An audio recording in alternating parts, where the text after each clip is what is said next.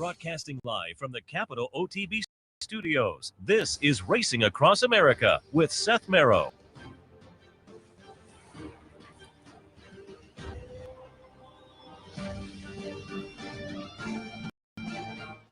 Good morning. Welcome to Racing Across America on this same morning. As usual, on a Sunday, we will take a look at some action from yesterday, but also we'll do a little preview because, as I mentioned yesterday, don't forget tomorrow, Monday. First of all, Delmar, not typically in action on a Monday, has a makeup day, so there'll be some Delmar action tomorrow. And tomorrow and Tuesday, kicking off the holiday week with Thanksgiving coming up at Mahoning Valley, their big race of the year, the Steel Valley Sprint. We'll do a little preview of that. Some familiar names in town. Irad Ortiz has about $300,000 up for grabs. So as you would expect, trainers and jockeys coming in from other venues. So that's at Mahoning on Monday. And they have a nice stakes card underneath as well. Zia Park on Monday has a stake schedule of state breds, I think, but Zia Park on Tuesday has the Zia Park Derby, the Zia Park Oaks, the Zia Park Championship, and some other stakes at Zia as well. So Monday and Tuesday look like a lot of fun. We'll preview some of that stakes action at those venues coming up again tomorrow and Tuesday. All of that right here on Racing Across America on a Sunday morning. And why don't we start out yesterday? Yesterday, the two stakes races down at Aqueduct were New York Stallion Series. And as I say, I can never figure out why doesn't the Racing Forum put it? They're all named races, these New York Stallion Series up at, I think, Saratoga. The Cab Callaway, I believe, is run up at Saratoga. But they all have names. And they don't put them in the Racing Forum like last week's Claiming Crowd. And those all are named races as well. I can never figure that out. But you don't have to search too far to find the names. And the name of the opener yesterday at Aqueduct, they kicked things off with New York Stallion Series stakes action. A field of only 5 was entered in the Thunder Rumble at 7 furlongs.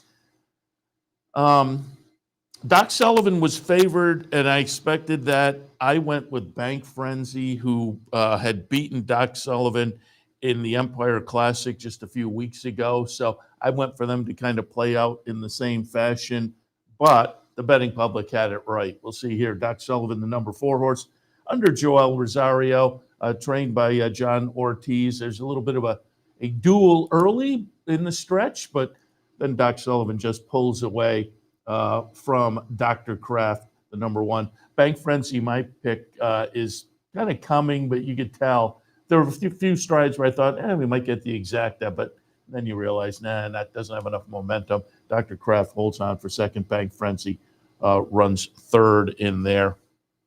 But it was Doc Sullivan, 6th win in 19 career starts. Again, nice little New York bred that has bounced in and out of New York. I say it all the time. You got a good New York bred. You pick days like this and get the better part of $125,000 purse, but 2 and 3 starts prior to this. Tried the Vosburg, the Forego up at Saratoga, ran 4th in both of those against Open Company. But nice little New York bred, as is Bank Frenzy. Bank Frenzy had 10 wins and 20 career starts before yesterday, so now 10 for 21, but added some money to his bankroll as well. Had well over $800,000 in the bank before yesterday. A 3rd place finish, put in a little more money there for the Rudy runner. But again, nice field in there. It was only a field of 5, however, but it was Doc Sullivan getting it done at $3.40. A little more value to be found, though, in the 4th race on the day yesterday, the follow-up Stallion Series race. This one, the Staten Island, 7 furlongs, again, the trip, but this was for the fillies and mares.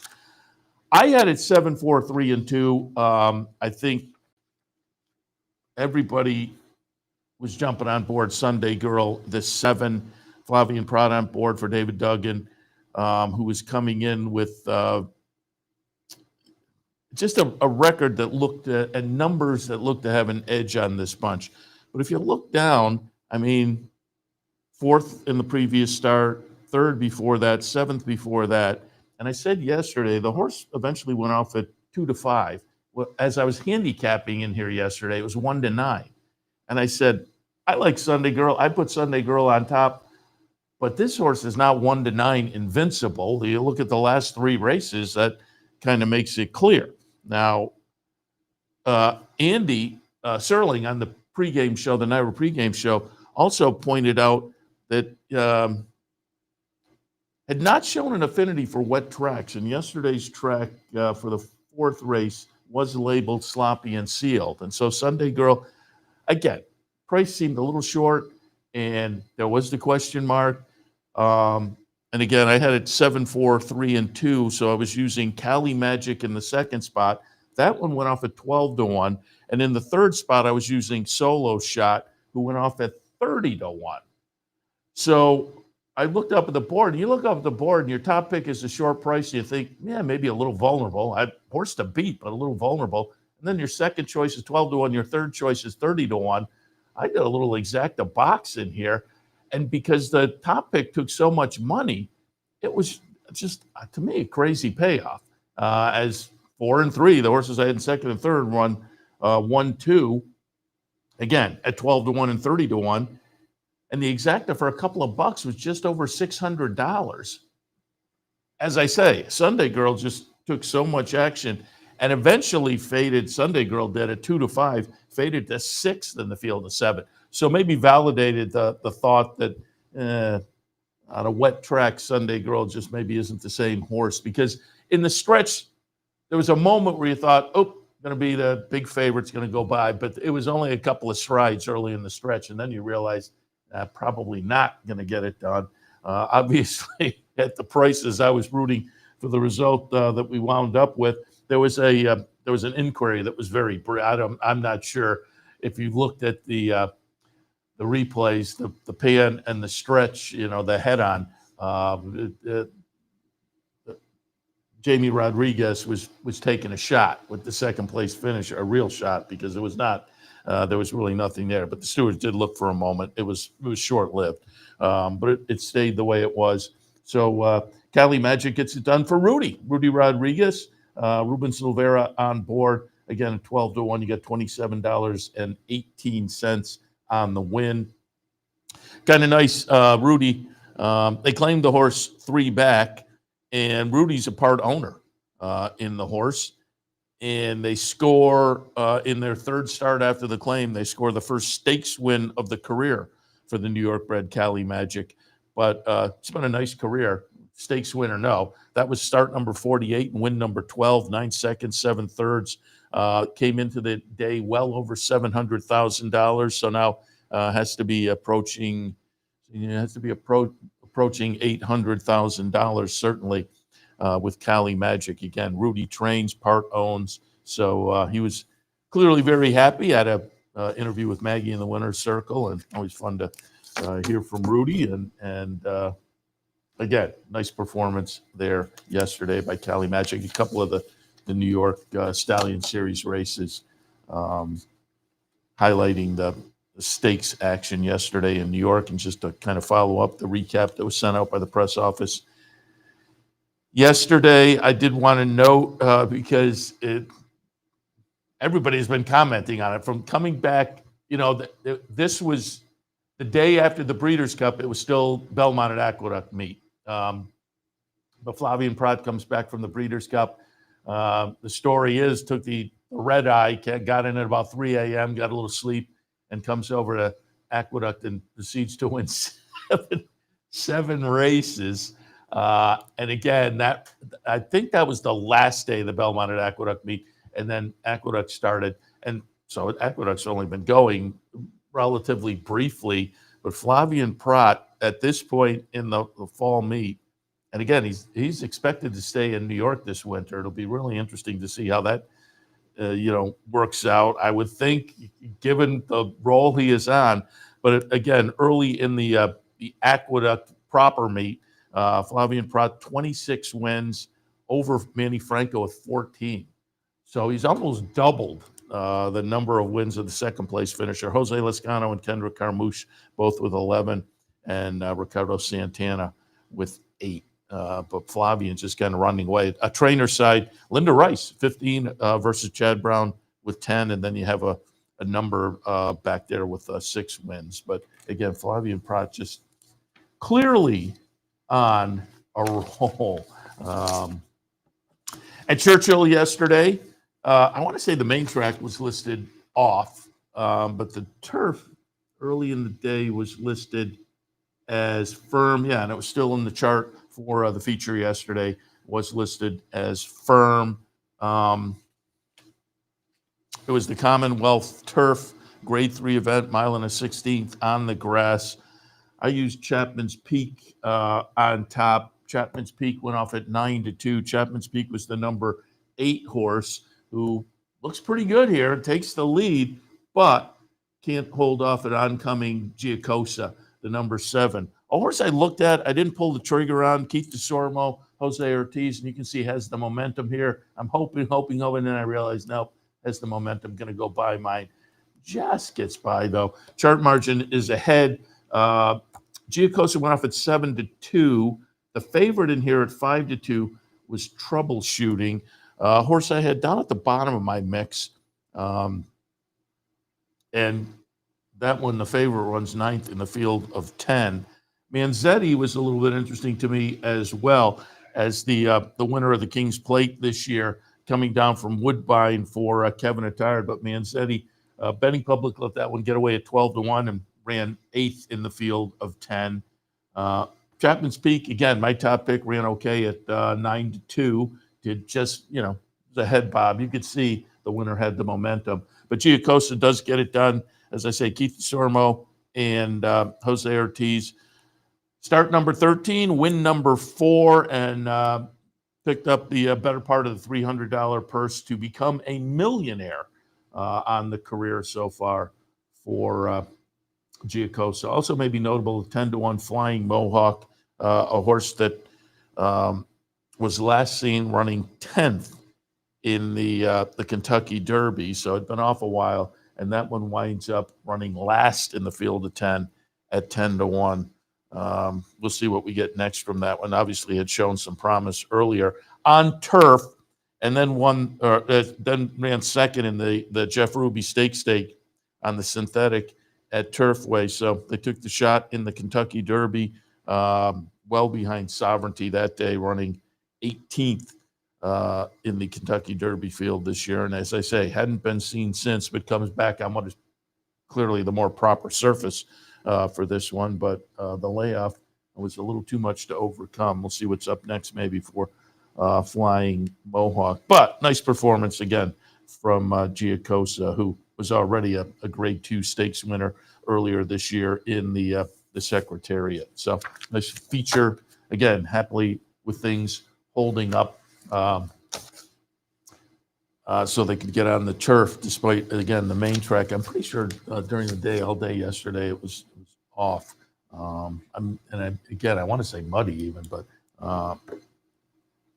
as I say, it was nice that things kind of held together so we could get the feature where it was supposed to be on the turf. And Churchill, they're approaching the end of their meet, but it's a big week ahead. Friday, the Clark, and if I get a chance, I'll talk a little bit about that. I had I pulled up the PPs of the Clark. And then next Saturday, going to be Future Stars 2, which has been drawn, and nice full fields for the 2-year-old races. I always say both of those meets, the early fall meet, but more particularly this late fall meet, 2-year-olds you want to watch. Stakes action, yes, but even the maiden specials and the non-winners have won. You get some 2-year-olds coming out of this late fall meet down at Churchill, and particularly these Stars at Tomorrow days. And that'll be next Saturday as they kind of, as I say, approach the wrap-up of the Churchill meet. All right, let's take a look. I wanted to touch on also the 3 state-bred stakes at Fairgrounds because we had Kevin Kilroy on yesterday, and we talked about these stakes a little bit. Brought brought Kevin on to do a little meet setup as Fairgrounds got underway on Thursday. Their big day coming up this Thursday, because I guess down there, the tradition for a lot of people to show up at the track and have a little turkey dinner on Thanksgiving. So it'll be a big day down at the Fairgrounds on Thursday. And for us, a nice day too. If you're sitting around waiting for the turkey to be served on Thursday, fire up the network. There are a number of nice tracks in action on Thanksgiving Day. And so that'll be a nice way either to lead up to the dinner or maybe after the dinner, depending on what time you traditionally eat your Thanksgiving dinner. So keep that in mind for Thursday. A lot of nice action, including Fairgrounds. All right, Fairgrounds yesterday, again, some state bred stakes races. The Caldwell Memorial, 6 furlongs for the Louisiana bred fillies and mayors. Secret of Faith, I know Kevin likes Secret Faith. The betting public made that one the second choice. It was 6-5 on the morning line, went off at even money. Also at even money was Blue Fire, another horse we talked about, leaping from the rail for Steve Asmussen. And Blue Fire had been 4 for 4 over the track, went off as the even money favorite. Blue Fire winds up running 4th in the field of 5, so a little bit disappointing for the favorite, but was just the favorite over Secret Faith. Secret Faith winds up to be the winner here, the number 7. 6 string, the 5 runs second, and at 52-1 in a 5-horse field. Belly Out, if I'm coming close to pronouncing that correctly, runs 3rd. Now, it didn't particularly juice up the trifecta a whole lot. The exacta in a 5-horse field, even money over 6-1, paid $17, and the trifecta for a couple of dollars paid a little under 70. So it was, I suppose that juiced things up, the 52-1 shot. But again, in the short field, you can walk up to the window and kind of play everybody underneath, and so you maybe lost a little bit of value there. But that was the result in the Caldwell Memorial. Also on the card yesterday, the Ney Memorial for Louisiana bred 3-year-olds and up, going 6 furlongs. And this one, it's going to be Not on Heels getting it done. Not on Herb. It was not Heels. Not on Herb getting it done. Another horse that Kevin mentioned hadn't been seen, and we talked about it yesterday. A lot of these horses were coming off layoffs and clearly pointing for this meet. Not on Herb, not seen since, as I say, January, but comes back, was 4 for 8 over the Fairgrounds Strip. Going to be the number 8 horse here at 5-1 under Paco Lopez. And again, he'll be interesting to watch this season at Fairgrounds. Go Sugar, horse I liked in there, runs second at 3-1. The favorite was Smash It at 3-2.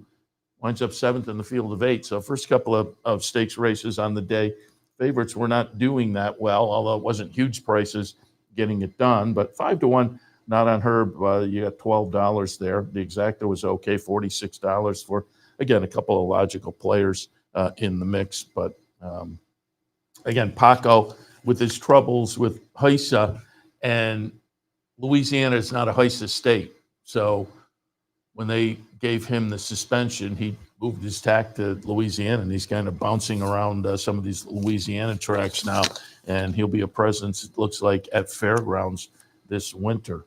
In the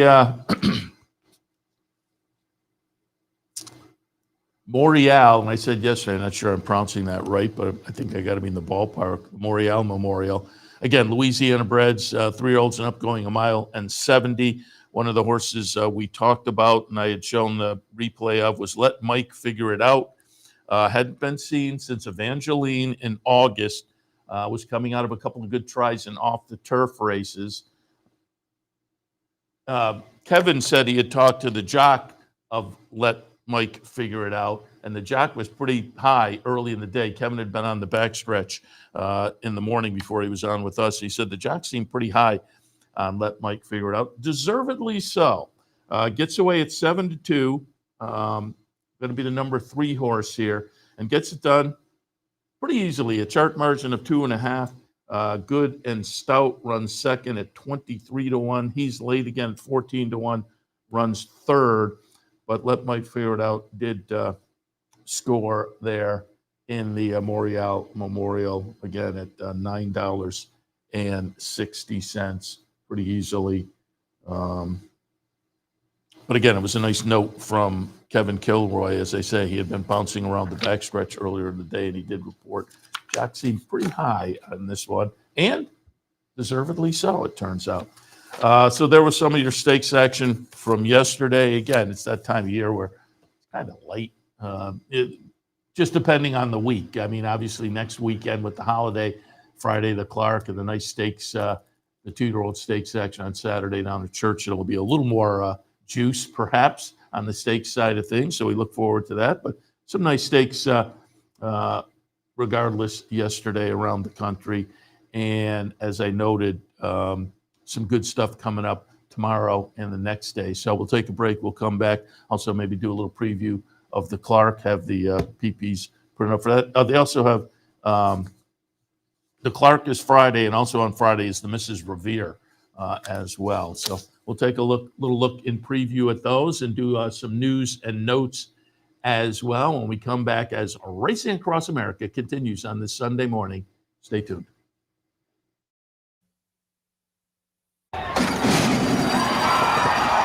The 2025 Global Symposium on Racing. It's the premier networking event of the year.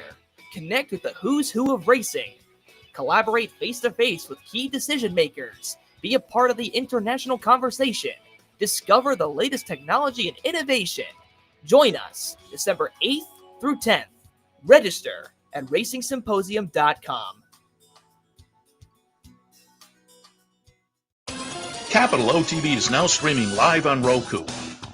The RTN Racing channel on Roku lets you watch OTB TV live through your Roku device or your Amazon Fire Stick, rather than being limited to computers and mobile devices, which means you can now watch OTB live wherever you are. Simply open Roku, scroll to find the RTN channel, then click on OTB TV. OTB TV on Roku. Try it now. Sometimes it pays to go with the flow, to check your worries at the door, to reconnect with your crew, to follow the thrills and the flavor, to roll with it and see where it takes you, to enjoy every minute to its fullest, and to dance like there's no tomorrow. You can do that here at Rivers Casino and Resort Schenectady, where the good times flow. Welcome back to Racing Across America. Let me update you on what's coming up this week as far as promos and events. You can always keep up with those at capitalotb.com as well. Click on the promotions link and then look for the page that links to our events calendar. Just want to go back to Thursday because we did have the Pick 3 bankroll, and congratulations to the team. Not to pat myself on the back, but managed to turn our $150 in the bankroll into about a little over $380. So everybody winds up with 10 people on the team. They wind up with $38 of free money, courtesy of Capital OTB. I played a total of 5 Pick 3s and cashed on 3 of them. One of them was just a small, you make the bets, make the bets, make the bets with the $150 bankroll, and sometimes there's a little something left over, and so you just put that. So there was a little $6 play that didn't happen. So really there was 4 major plays, and we hit on 3 of them, including the $3. I think it's relatively new this fall, but there's a $3 late Pick 3 at Churchill, and Churchill on Thursday just kind of fell apart with no turf racing. I had some nice plays planned out earlier in the day where they're 50-cent Pick 3s, and so I had some nice ones, and they fell apart when the turf races scratched down the short fields, and there was going to be short prices. So I was searching around in the morning and wound up deciding I'll take a shot on this $3 Pick 3. That worked out all right. We hit that for, I want to say, $240 maybe. We hit one of the Pick 3s we played in New York for over 100, another one for 30-something. So again, it wound up to be decent day for everybody on the team, a little free money. So we appreciate everybody who entered. And again, you can keep up with the promotions and events and maybe get some free money yourself via capitalotb.com. But coming up this week, as I said earlier, Thanksgiving's on Thursday, but keep in mind some nice racing on Thursday. So you can tune in here at the network or come on down to the Racebook and have a little Thanksgiving action to maybe kick off your day before you load up with the turkey and stuffing. Friday, the Bounty Bet will return. It is the late pick 5 at Aqueduct. Play it with your Capital OTB bet account. That late pick 5 at Aqueduct. That's all you have to do to get your shot at that juicy bounty coming up on Friday. Saturday here at the Clubhouse Racebook, there will be a player's bankroll. That's where you get to make the selections for the bankroll team. And then at the end of the day, everybody on the team splits up the dough. So should be a lot of fun Saturday at the Racebook as well. All right, as noted earlier, don't forget, tomorrow, makeup day at Delmar. So there's some Delmar action tomorrow. But also, Mahoning Valley, their big race of the year. The Steel Valley Sprint, field of 12 is entered. I pulled up a replay of Super Tuscan coming in for Safi Joseph. This was at Delaware early in October. A nice win in allowance company. Tomorrow will be the first stakes try for this one, but lightly raced. Six starts, 3 wins. All 3 of those wins have been in the last 3 starts. Maiden Breaker, and then an optional claimer up at Saratoga, and then that race we just saw at Delaware. The early career started on the synthetic up at Woodbine, and then that which included the Maiden Breaker, but then went to the dirt with the nice win at Saratoga, and obviously on the dirt there at Delaware. So comes in, attracts Irod Ortiz out to Ohio. So Super Tuscan looks very dangerous to me tomorrow. Guns Loaded comes in for Jose D'Angelo, coming in off a bullet workout at Palm Meadows. But Guns Loaded, similar record, 6 starts, 3 wins, including a win in the last start at Churchill. A little bit of a light record going back to the early portion of the year. This is a horse that won the Mucho Macho Man at Gulfstream Park. They tried the Holy Bull. They were well beaten there. They came back in the Hutchison and were 5th with a little bit of a better performance than the Holy Bull behind Burnham Square was a disappointing effort, but a little bit of a better effort in the Hutchison. That was, back in January, February, March, then laid off until the middle of September and came back with the win at Churchill in an optional claimer, non-winners of 2 other than. I would think that got the horse back on track.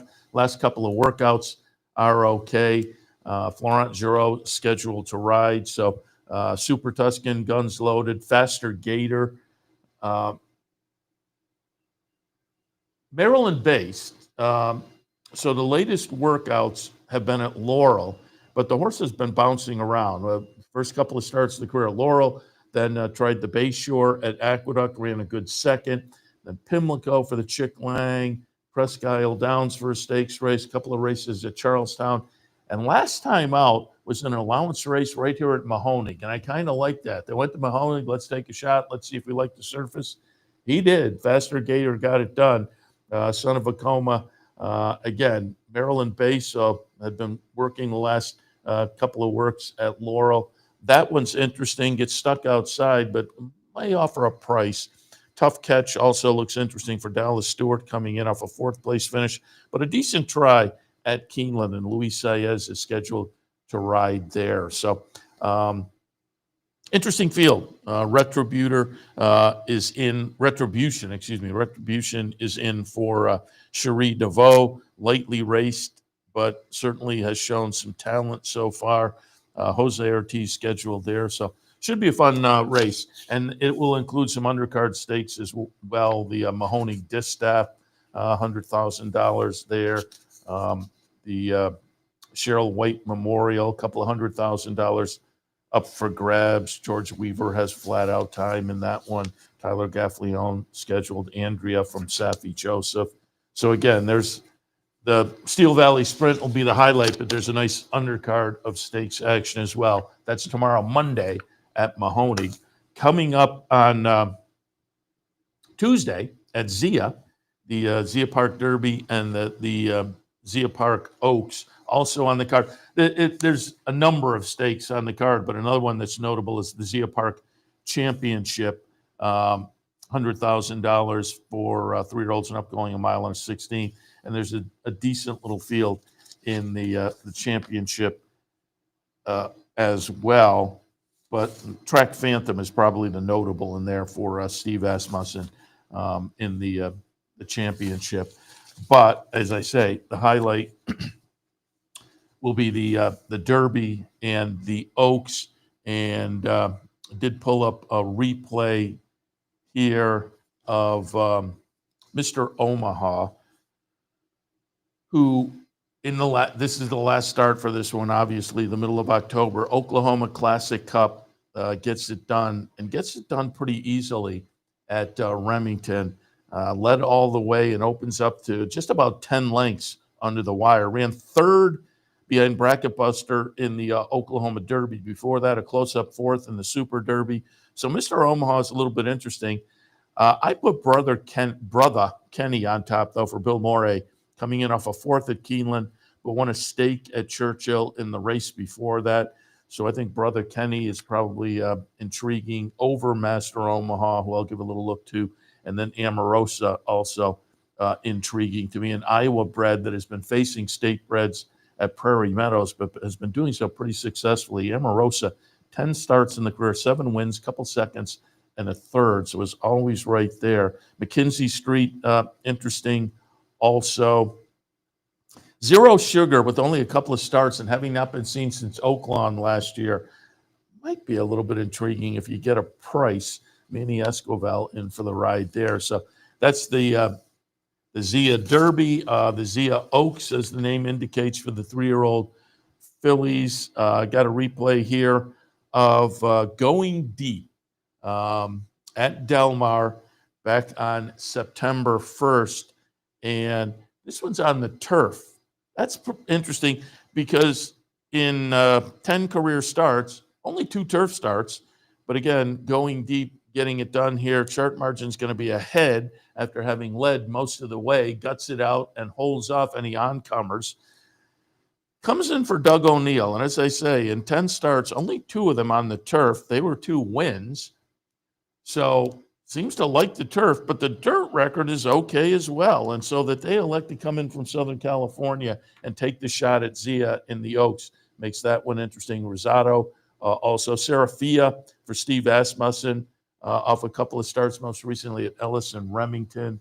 Canojo could be a player, but a nice field also in the Zia Park Oaks. So again, that's Monday Mahoning Steel Valley Sprint, and Tuesday Zia for the Zia Park Derby and the Zia Park Oaks. So keep that in mind. First couple of days of the week, which I think for a lot of people tend to be considered pretty quiet. There's a little firepower as we kick off this holiday week with some nice action. Do want to note, we'll hit you with some news and notes. There was a hearing, a New York State Assembly hearing on Friday, and you can pull up the replay, and it's worth looking. It seemed to be a general look at the state of racing in New York. It was called a Assembly hearing on New York's horse racing industry, and it had a number of players, breeders, owners, players like Marshall Graham, and some representatives of NYRA. Jeff Canizzo and Andrew Offerman were there representing NYRA. Marshall Graham, as I say, came in and represented bettors, essentially, talking about the CAWs and some thoughts on that situation. Tina Bond, president of NYTHA, Naj Thompson from NYTHA, Joe Feraldo, president of the Standardbred owners, Joe McMahon, breeder, obviously, locally, and others. Lasted multiple hours. And again, you can go and check it out. I typed into Google I typed New York State Assembly. Well, I just typed in NYS Assembly hearings. And the first thing that came up was a thing that said committee hearings. And you click on that, and it lists the hearings that have been held the past week or so and has links to the video. But the actual website is pretty easy to remember, too. nyassembly.gov, all one word, nyassembly, and then .gov, but nyassembly is one word, /AV/hearings. So it's pretty easy, nyassembly.gov/AV/hearings. And if you pull up that page again, it's all the recent hearings with links to the videos and the agenda and whatnot. Might be worth looking at. And if you go to the Racing Forum and TDN, I'm pretty sure. I read a couple of follow-ups, point being you can go and read kind of the summation of some of it as well. But it was a mix of, well, things are pretty good and things aren't so good. And the same speaker would have both looks, but it was an interesting, as they say, take on where we currently are in the situation, for better or worse, in New York racing right now. And just quickly, let me hit on, again, coming up on Friday. Next Saturday will be Future Stars Day at Churchill as they're getting ready to wrap up the meet. That's always a big day. But Friday, the Mrs. Revere will be one of the stakes races. Lush Lips is in there, coming out of a win in the QE2 at Keeneland. She is very talented. Brendan Walsh trainee. Brad Cox brings in the lightly raced Bracelet off a win in the return off, on the sidelines much of the year. Seemed to be an up-and-coming 3-year-old filly earlier, but then went to the sidelines. But the comeback for Bracelet was pretty good. So Classic Q is in for Mark Cassie. Nice performer for that team. Nice addition of the Mrs. Revere on the turf on Friday. But the highlight will be the Clark, also again on Friday. This is a nice field. First Mission, who for Brad Cox won the Oaklawn Handicap earlier this year. Hit Show, who in the last start for Brad Cox won the Fayette. Hit Show last year ran third in the Clark behind Rattle and Roll. Rattle and Roll, last year's winner, is back off a close-up second behind Hit Show in the Fayette. Chunk of Gold, who had a little promise on the 3-year-old scene this year, is in there, as is Gosker, another 3-year-old that made a little noise. So nice addition coming up on Friday of the Clark. So keep that in mind. And I'll wrap things up here. Going back to last night, I have a little video last night, Evangeline Downs. And if you were on social media, you might have seen it. If you weren't, from the I haven't seen anything like this department. Just keep your eye. I haven't seen anything like this before and hope I never see it again. Whoa! Now, it's a track vehicle that's been described some places as the ambulance, but is driving towards the field. And then the inquiry sign came up, and here on the head-on, watch the horse on the rail. How somebody wasn't killed here is amazing. Now, hats off to the jocks, but the guy driving the ambulance doesn't even seem to stop. As you can see, the guy on the rail is already kind of, whoa, what's going on here? And he manages to get out of the way. What was going on? And so they put up the inquiry, and it lasted way too long, but eventually they declared it a no contest and refunded everybody. I mean, that should have immediately been, okay, no contest, and let's take the purse and just split it up amongst all the entrants. I don't know what they do with the purse in those situations. I don't think it gets distributed, that I know. And I will admit, I'm not sure on that, but it seems like everybody's prepared. It wasn't the fault of any of the owners or trainers or anything, so I would just equally split up amongst the entire field, but I don't know how that plays out. But that's a minor part of it. How did and again, I've heard it, there are a couple of write-ups this morning. Social media, some people describe it as an ambulance. The track announcer at the end of all of that said a track vehicle. So I don't necessarily want to put it on the ambulance without knowing for sure.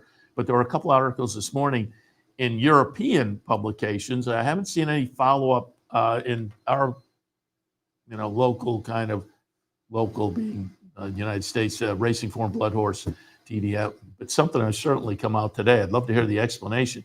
But again, from the something we've never seen at the track before department, and never want to see that again. That was super dangerous. And again, just thank God nobody was seriously hurt or killed as a track vehicle goes right into the head of the field. And I wondered how does that happen? I will say it was a quarter horse card. I think it's a quarter horse meet at Evangeline this time of year. So a lot of the races were probably in the straightaway. This one happened to start on the backstretch. So, with most of the races starting on the straight, maybe the driver, no excuse really. I mean, I'm just trying to explain how possibly that, because otherwise, how does that happen? But as I say, scary. Luckily, everything turned out all right. But boy, that could have been very, very bad. Again, Evangeline last night. So I'll have to check it again to see. I'm going to be checking all the sources to see what the explanation that might be, if there isn't a good one, but just at least see how they managed to. And again, it seemed like whoever's driving the ambulance didn't even stop. But I thought it was worth taking a look at. As I say, just a quirk that hopefully never happens again, and it was bad enough that it happened once. All right, I'm going to step out, but as usual, to wrap up our Sunday morning, our man Anthony Propst will be in with League Lockdown. He'll set you up for the NFL action coming up. I can't wait to hear what he says about his team versus my team, Jets versus the Ravens.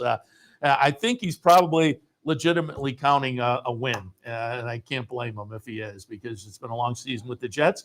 And don't even get me going on my Syracuse football. Oh, man, that was – I tuned in. I was listening to the radio yesterday on the way home, and it was the middle of the second quarter, and the announcer said, man, this is a crazy stat on the time of possession. He said Syracuse has had it for 17 minutes, and Notre Dame's had it for 4 minutes. At which point I'm feeling pretty good. I'm thinking, wow, is Syracuse ahead? And like a minute later, he says, yeah, it's 49-0 in favor. Notre Dame had it for 4 minutes. They had 49 points already. And I won't even mention the final score, but at least the basketball team is running well. So, but we will wrap it up here for Racing Across America. Again, up next, it is a League Lockdown with Anthony Propst. I'll be back in about an hour or so, a little longer than that, for OTB Live for a Sunday afternoon. See you then. Sometimes it pays to go with the flow, to check your worries at the door, to reconnect with your crew, to follow the thrills and the flavor, to roll with it and see where it takes you, to enjoy every minute to its fullest, and to dance like there's no tomorrow. You can do that here at Rivers Casino and Resort Schenectady, where the good times flow. Haven't signed up for a Capital OTB account yet? Now's the time to take advantage of the sign-up bonus. Open up a new account with $200 or more, bet $400 by the end of the month, and receive a bonus $200 into your account. Plus, you can take advantage of everything an OTB account has to offer: wagering from any device, live streaming, racing info, past performances, online promotions, and more. Sign up today and take advantage of the new account bonus. Details at capitalotb.com.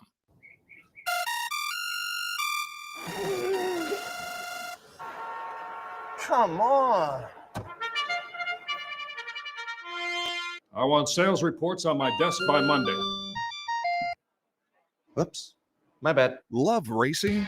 RTN brings you every live simulcast on your home television, plus live video streaming and race replays on your PC and mobile devices. To order, visit rtn.tv. RTN, a breed apart.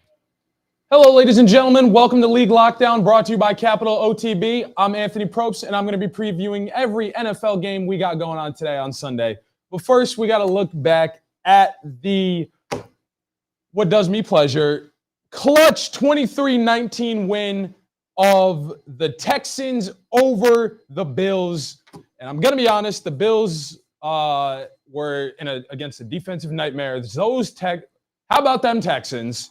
That was a great game. and I think that's now three straight losses for the Bills. No, 2 straight losses for the Bills. But yeah, that was an interesting game on Thursday. Close game, but interesting nonetheless.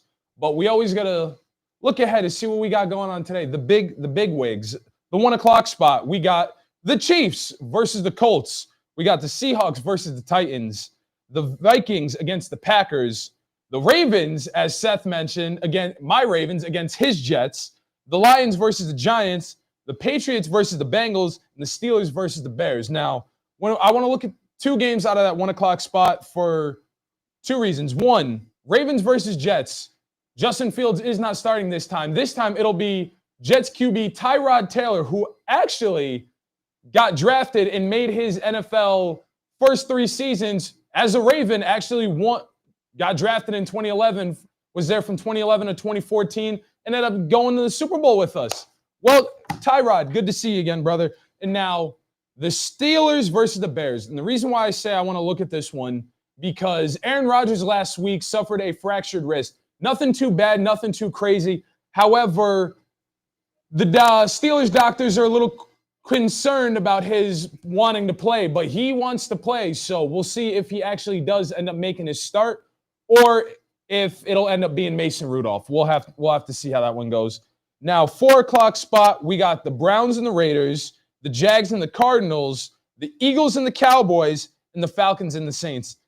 And then Browns fans, you got your wish finally last week, but here you go. This is what you've wanted all year, all season. Shedeur Sanders, after going all week with the ones, finally makes his first and full NFL start. He made his debut last week against a tough loss against the Ravens, but now playing the Raiders, he makes his full NFL start. So we'll definitely have to see how well he does, see if he lives up to the hype. I think he will. Now, Sunday Night Football, we have the Rams and the Bucks, and I think this one is going to be a good one because Chris Godwin from Tampa Bay, who has been out with a hairline fracture for a while, he finally makes his return, but is listed as questionable. So we'll have to see how that goes. And then Monday Night Football, we got Carolina Panthers against San Francisco 49ers. And Carolina's been on a decent track. I'm not going to lie. They've had some hits, they've had some misses, but they're on a really good roll right now. So I think Carolina's going to go the distance, not go the distance, but it's going to be a tough fight on Monday night.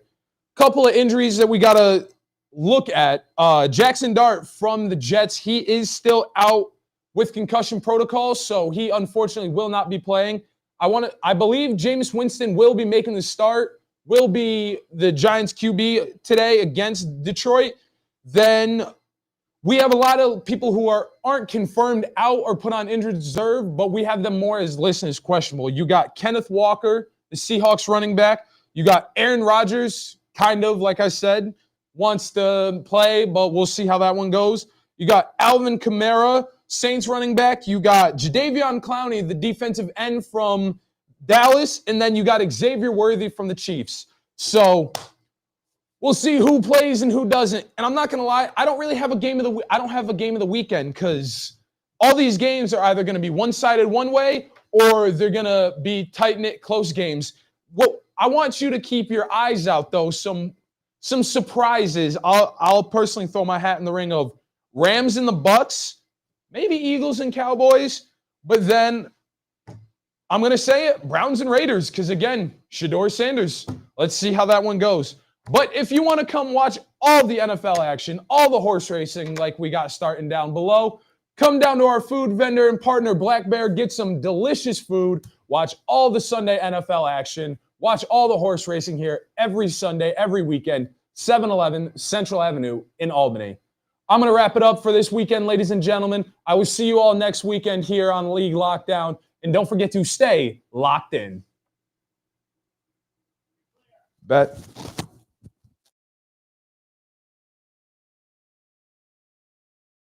Hey. The main track right now is rated as good. The turf is firm. Coming up, today's early scratches and changes.